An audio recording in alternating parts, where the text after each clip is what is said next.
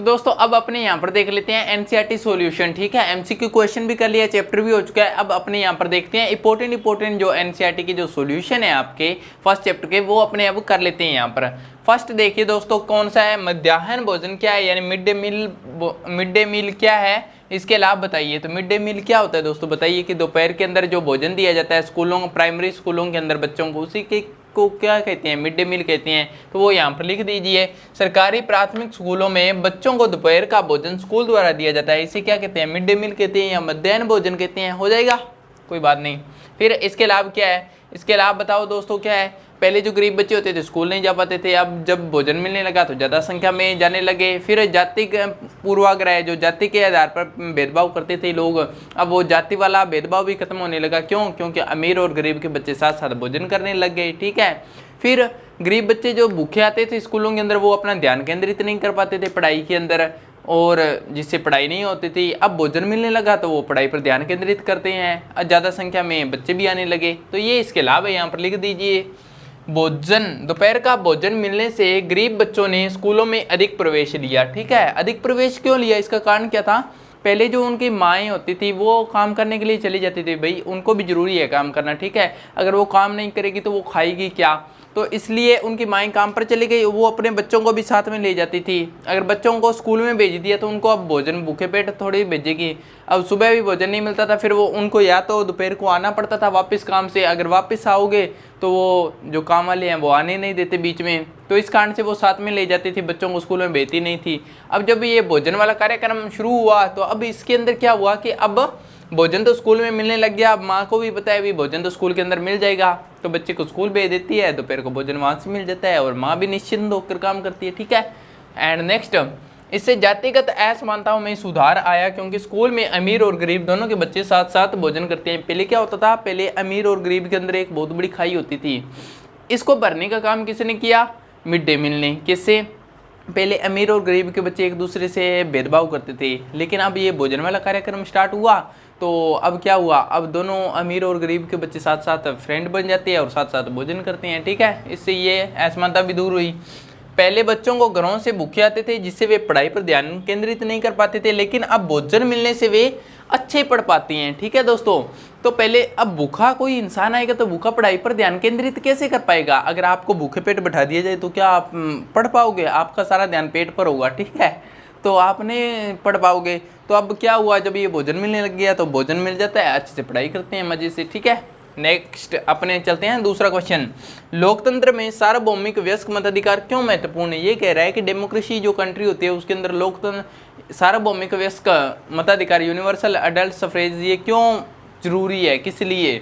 तो देखिए दोस्तों, सार्वभौमिक वयस्क मताधिकार किस पर आधारित है, समानता के विचार पर, समानता के विचार पर आधारित है। समानता के विचार यानी प्रत्येक वयस्क को एक वोट डालने का हकदार है, चाहे उसका जाति धर्म लिंग वंश कुछ भी क्यों ना हो। ठीक है, ये कह रहा है कि समानता, सार्वभौमिक वयस्क मताधिकार किस पर आधारित है, समानता के विचार पर। समानता कैसे, समानता यानी सभी व्यक्ति समान है, चाहे अमीर है चाहे गरीब है, प्रत्येक व्यक्ति को एक वोट डालने का अधिकार है, उसका जाति धर्म लिंग वंश कुछ भी हो। ठीक है, कोई भेदभाव नहीं किया जाएगा इसके आधार पर।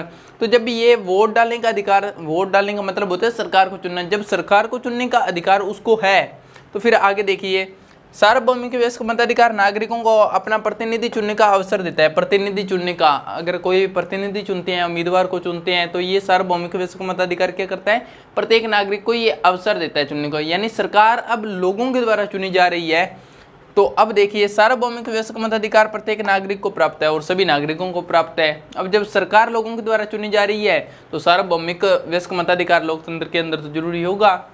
तो ये आप पॉइंट आप लिख सकते हो। ठीक है दोस्तों, तो ये आपको समझ में आ गया होगा, मध्याह्न भोजन और लोकतंत्र में सार्वभौमिक मताधिकार क्यों आवश्यक है। चलते हैं आप अपने 3 नंबर, तीसरा क्वेश्चन है अपने यहाँ पर, कानून के सामने सब व्यक्ति बराबर है। ठीक है, ये क्या क्वेश्चन कह रहा है आपसे कि कानून के सामने सब व्यक्ति बराबर है। ठीक है, इस कथन से आप क्या समझते हैं, आपके विचार में यह लोकतंत्र में महत्वपूर्ण क्यों है, कि आप इससे क्या समझते हो और लोकतंत्र के अंदर ये महत्वपूर्ण क्यों है, तो इसको एक्सप्लेन करना है। ठीक है, कानून प्रत्येक व्यक्ति को समानता और न्याय प्रदान करता है। पहले तो ये देखिए, क्वेश्चन को ध्यान से पढ़ लीजिए, कानून के सामने सब व्यक्ति बराबर है। ठीक है, कानून के सामने सब व्यक्ति बराबर है। अपने इंडिया के अंदर क्या है, कॉन्स्टिट्यूशन, ठीक है। कॉन्स्टिट्यूशन से सब कुछ चलता है, संविधान से सब कुछ चलता है, तो संविधान की नज़रों में सब कुछ बराबर है, ठीक है। तो ये वही कह रहा है कि कानून प्रत्येक व्यक्ति को समानता और न्याय प्रदान करता है, ठीक है। कानून क्या करता है, प्रत्येक व्यक्ति को समानता और न्याय प्रदान करता है। अगर मान लो कि समानता मतलब सभी समान है, और न्याय का मतलब हो गया चाहे कोई एक अमीर व्यक्ति कोई अपराध करेगा तो उतना ही दंड उसको मिलेगा, और गरीब व्यक्ति करेगा तो उसको ही दंड उतना ही मिलेगा, ठीक है। यानी समान है सभी, और न्याय भी सभी को समान ही मिलेगा। एंड नेक्स्ट, कानून किसी भी व्यक्ति के साथ उसके धर्म, जाति, लिंग या आर्थिक पृष्ठभूमि के आधार पर भेदभाव नहीं करता। ये क्या कह रहा है कि कोई भेदभाव नहीं होगा, ठीक है। ऐसा नहीं कि उसकी जाति अलग है या धर्म अलग है, धर्म हिंदू है तो उसको कुछ नहीं होगा, अगर मुस्लिम है तो उसको ज़्यादा दंड मिलेगा, सभी को सेम ही मिलेगा, ठीक है। सभी के अंदर समानता रखी जाएगी, कोई ऐसे ऊंचा नीचा नहीं किया जाएगा, कोई नीची जाति का या ऊपर जाति का, तो सभी को समान ही अवसर मिलेगा और समान ही दंड मिलेगा। फिर प्रत्येक व्यक्ति को रोजगार के समान अवसर प्रदान करता है, प्रत्येक व्यक्ति को रोजगार के समान अवसर मिलेंगे, ठीक है। अब ये नहीं होगा कि नीची कास्ट का लोग चला जाएगा तो उसको ज़्यादा अवसर मिल जाएंगे, सेम ही है, सब बराबर है, इक्वल है, ठीक है। वो एक रिजर्वेशन वो अलग चीज़ है, वो बाद में बात करेंगे। थर्ड नंबर यहाँ, भारत एक लोकतांत्रिक देश है। क्या है लास्ट के अंदर, ये तो आपने एक्सप्लेन कर दिया कि कानून के सामने सब व्यक्ति बराबर है, ये 2 पॉइंटों में आपने यहाँ पर एक्सप्लेन कर दिया। आगे भी इससे ये क्वेश्चन था कि इस कथन से आप क्या समझते हैं, आपकी राय पूछ रहा है, तो आपकी राय ये थर्ड पॉइंट बताएगा, आपके विचार में लोकतंत्र में महत्वपूर्ण क्यों है। देखिए दोस्तों, भारत एक लोकतांत्रिक देश है, डेमोक्रेटिक कंट्री है भारत, ठीक है। तो इसमें देखो सार्वभौमिक वयस्क मताधिकार है। सार्वभौमिक वयस्क मताधिकार का क्या मतलब होता है, वही मतलब होता है कि 18 साल से ऊपर के जो व्यक्ति है, नागरिक है, वो वोट डाल सकती हैं, सभी को वोट डालने का हक है, ठीक है। अब वोट डालने का हक का मतलब क्या होता है, सरकार को चुनना। अब सरकार को सभी लोग मिलकर चुन रहे हैं यहाँ पर, तो फिर क्या हुआ, तो सरकार का भी हक बनता है कि सभी को समान रखा जाए, समान इक्वलिटी रखी जाए। तो अब वही कह रहा है कि जिसमें भारत एक लोकतांत्रिक देश है जिसमें सार्वभौमिक वयस्क मताधिकार है, इसलिए लोकतंत्र को मजबूत बनाने के लिए समानता होना आवश्यक है। मान लो कि जैसे समानता नहीं होगी, ज़्यादातर जनसंख्या पॉपुलेशन किसकी है, गरीबों की है, ठीक है। कुछ लोग ऐसे हैं जो अमीर है, 20% अमीर, 80% गरीब है। तो 20% के आधार पर अगर कोई डेमोक्रेटिक कंट्री चलती है तो वो क्या मजबूत बन पाएगी, कभी नहीं बन पाएगी। तो उस डेमोक्रेटिक कंट्री को मजबूत बनाने के लिए समान न्याय और समानता रखनी होगी, ठीक है दोस्तों।